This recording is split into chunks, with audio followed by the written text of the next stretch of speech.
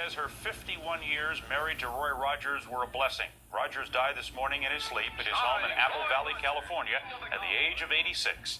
In a statement released by the family, Evans called Rogers the king of the Cowboys in her life and says it would be a gross understatement to say she'll miss him. President Clinton says Roy Rogers' career reflects the true American spirit.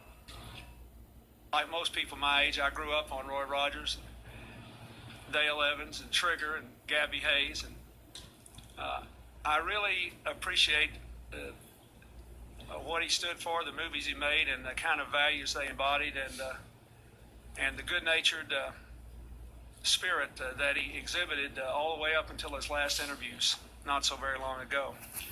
And my thoughts are with his family and his many friends, but today there'll be a lot of sad and grateful Americans, especially of my generation, because of his career.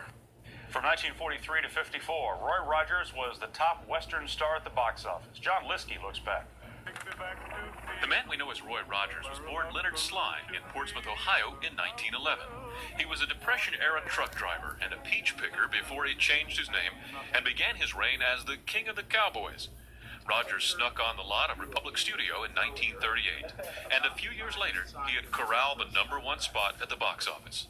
Besides making 87 films, Rogers starred on television, often with wife Dale Evans and his faithful horse Trigger. Happy trails to you till we meet again.